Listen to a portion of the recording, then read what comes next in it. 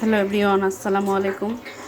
আজকে আপনাদের সাথে চিংড়ি মাছের রেসিপি শেয়ার করব, যেটা আমি এবং আমার বাচ্চারা সবাই অনেক পছন্দ করে। আমি চিংড়ি মাছ রান্না করার জন্য নিয়ে নিলাম চিংড়ি মাছ হাফ কেজি, কিছু কাঁচামরিচ ফালি আর কিছু পেঁয়াজ ফালি। আমার এতগুলো পেঁয়াজ লাগবে না, আমি অন্য কিছু ভর্তা রেসিপি তৈরি করব, তাই আমি পেঁয়াজটা একটু বেশি করে কেটেছি। আদা রসুন বাটা। আমি এখন চলে যাচ্ছি চুলোয়, কড়াই বসাই দিয়েছি একটা। প্যানের ভিতরে আমি এখন দিয়ে দিব পরিমাণ মতো তেল। অফ ক্যামেরায় আমি তেলটা দিয়ে নিলাম। এখন আমি এটার মধ্যে দিয়ে দিব পরিমাণ মতো পেঁয়াজ।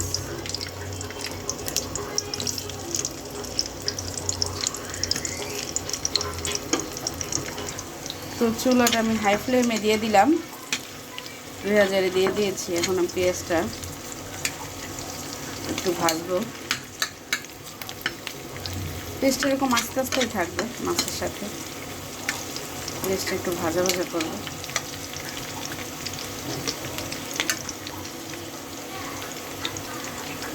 ভাজা হয়ে গেলে আসতেছি আপনাদের সাথে। পেঁয়াজটা আমার প্রায় হয়ে আসতেছে। এখন আমি দিয়ে দেবো চিংড়ি মাছগুলো।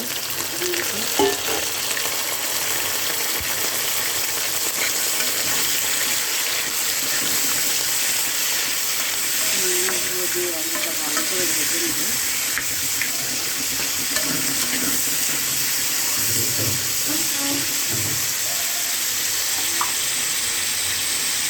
এখন আমি এখানে দিয়ে দেবো কিছুটা লবণ, পরিমাণ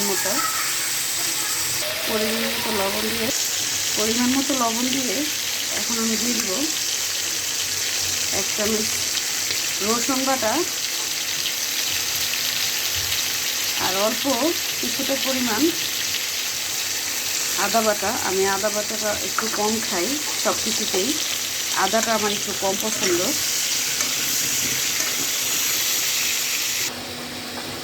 এভাবে আমি ভালো করে তরকারিটা ভেজে নিব, যাতে আদা রসুনের গন্ধটা না থাকে। আমি এখন ভালো করে ভাজা ভাজা করব।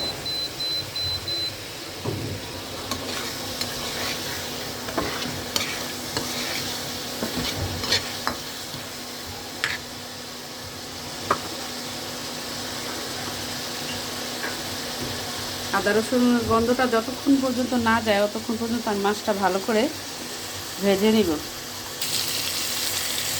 দেখুন আমার চিংড়ি মাছটা ভালো করে ভাজা হয়ে গেছে।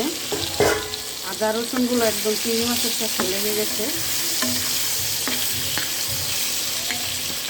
কাঁচা গন্ধটা আর নেই। এখন আমি দিয়ে দিব কিছুটা পরিমাণ পানি।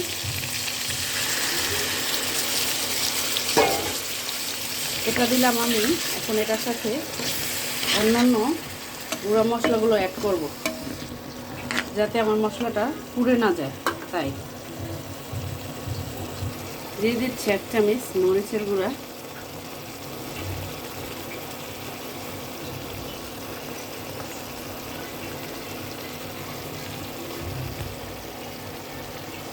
আর দিয়ে দিচ্ছি 1/2 চামচ হলুদের গুঁড়া, দিয়ে দিচ্ছি কাঁচা জিরা 1/2 চা চামচ।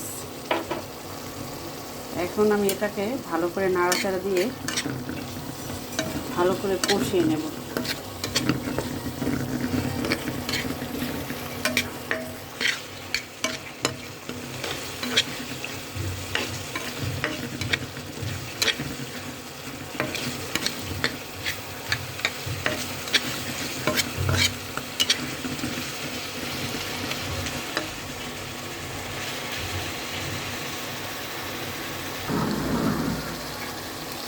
আমি ভালো করে আবার কষিয়ে নিচ্ছি, হলুদ মরিচের গুঁড়াটা থেকে যাতে কোনো কাঁচা গন্ধ না আসে। হ্যালো এভরিওয়ান, আসসালামু আলাইকুম। শুভ দুপুর। কে কেমন আছেন এবং কোথা থেকে দেখছেন কমেন্ট করে জানাবেন। সবাইকে জুম্মা মোবারক। আজকে জুমার দিন। কে কী রান্না করছেন কমেন্ট করে জানাবেন।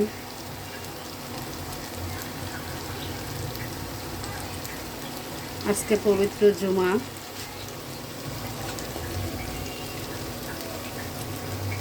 আজকের দিনে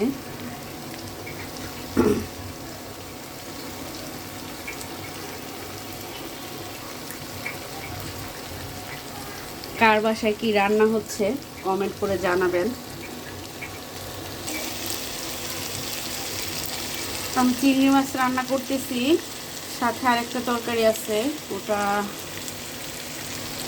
রান্না হয়ে গেছে। ওটা রেসিপিও আপনাদের সাথে শেয়ার করব যদি আপনারা দেখতে চান। আমার চিংড়ি মাছটা প্রায় হয়ে আসছে। এখন আমি এটার ভিতরে কিছুটা আবার পানি দিয়ে দিব, অল্প কিছুটা, সামান্য। তারপর দিয়ে দিব কিছুটা কাঁচামরিচ ফালি। আমরা একটু স্পাইসি পছন্দ করি, তাই মরিচটা বেশি ব্যবহার করি। আপনারা যে যেমন ঝাল খান সেরকম বুঝে কাঁচামরিচ অ্যাড করতে পারেন, শুকনো মরিচটাও সেরকম বুঝে অ্যাড করতে পারেন। এখন আমার এটা চিংড়ি মাছটা যখন শুকিয়ে যাবে তখন আপনাদের সাথে আবার দেখাচ্ছি কেমন হচ্ছে। এখন আমি এটার মধ্যে দিয়ে দিচ্ছি একটু ভাজা জিরা।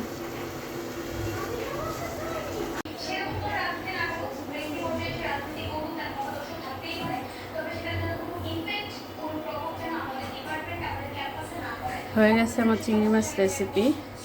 কেমন হয়েছে রান্না কমেন্ট করে জানাবেন। সবাই ভালো থাকুন, সুস্থ থাকুন। আসসালামু আলাইকুম।